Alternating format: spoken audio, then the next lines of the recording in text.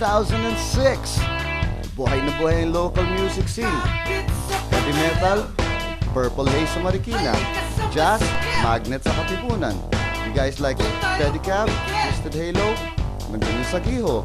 Sa Philippine Ka Adams, 70s Bistro. Art exhibit ba trip nyo? Big Sky Mind o Future Prospects? May recording ko dyan sa 6 Underground. And you can check out the next big thing playing at White.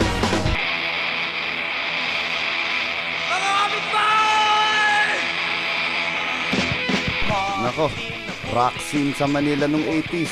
Yung mga rock club, susulpot, mawawala. Susulpot, mawawala. History kasi parang una noon Red Rocks sa may Timog. Then parang si Patrick, parang bigla nawala yung Red Rocks eh. Yun, nagtayo siyang Club Red, ayan. What I realized in Red Rocks was that there were a lot of people like me that liked the same music and liked to watch live bands and just didn't have a place to go. So you wanted something cutting edge, you wanted something a little heavy or a little different, and there really wasn't any place to go. Yun.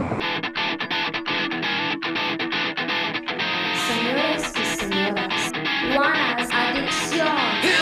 December 8, 1990. Ayan na, Club Red. Nagbukas na siya, same spot as Red Rocks. Nag-start nito, Scavengers drummer and Red Rocks A&R, Patrick Reidenbach. And yung partner niya, Scavengers manager, Robbie Sunico. We wanted the place for that, a home for that. Red Rocks provided that. Rob and I decided this is 1990. Oh, kaya natin yan. Let's put up our own bar. Or so we thought. Robbie and I were into this 2000 AD comic book, Judge Dredd. I'm not talking about the Sylvester Stallone movie, Judge Dredd comics. The place just had magic.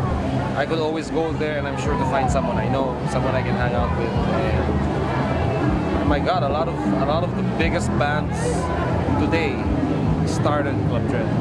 Yung okay sa Dread, concept nila, venue for budding Pinoy musicians.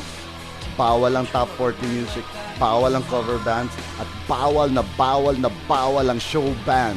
It was for new and exciting original music only. Period. Madaming pumupunta sa Club Dread dati, hindi nila alam, yung mga pinapanood nila nun, ngayon, recording artist na. Nagsama-sama na yung mga doon, mga dating nasa Red Rocks, yung mga luma na gano'n. Iba rin na rin ng Club Red pagpasok mo, mahirap ma-park, masaya rin talaga, iba rin eh. Ngayon, iba hindi mo na alam. Punta ka sa mga tugtugan ngayon, lahat na banda pa, Setan! Mami, may patayan, saksakan. Hindi cool eh, parang wala, babaw ng taste art ngayon. From Red Rocks to Club Red, ang pagkakaiba na noon, yung mga banda ngayon, puro mga fashion, lahat may banda, pero walang laman, walang lamang utak, puro maging rockstar. Yung Club Red, nakikita mo yung natural na tao doon. Tumutugtog sila, walang bayad. Masaya. Ngayon, puro usapan ng mga manager. Pera, magkano ba to? Magkano? Di ba? Masyadong influence na sila ng pera, ginujuice na nila ng pera eh. Parang hindi na masaya eh. Ako, tagal ko nang tumutugtog eh, hindi pa ako kumita kahit 5 eh.